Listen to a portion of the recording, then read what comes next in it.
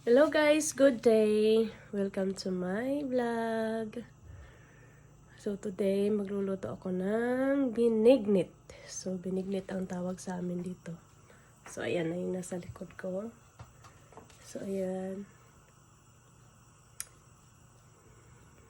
Yung saging galing pa sa ibang bansa.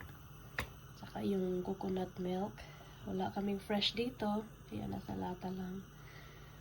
So ayan, naluto na rin ko yung sago. Saka yung kamote. Kamote ng Arlan ito. Orange color. Saka kamote na purple. Saka gabi. So, yung purple saka gabi ay galing sa ibang bansa pa yan.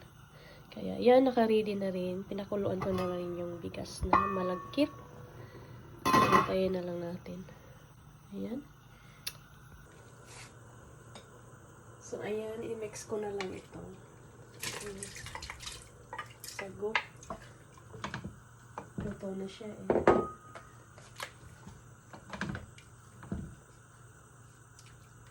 Ayun, ito na lang kamote. Sabay na silang maluto.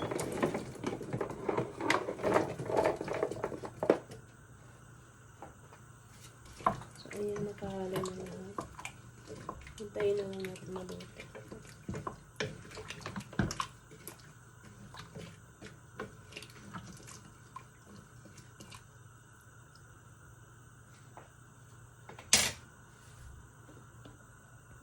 So, ayan, hintayin na lang malambot itong kamote.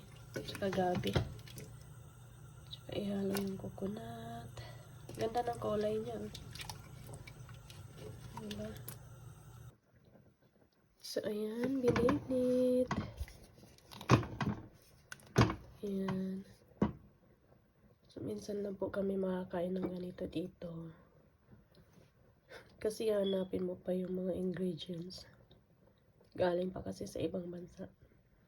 Yung saging, yung purple na kamote, tsaka yung gabi. Minsan wala eh. Kaya yan. Sarap, paborito po ito ng lahat ng Pilipino, diba? Yan.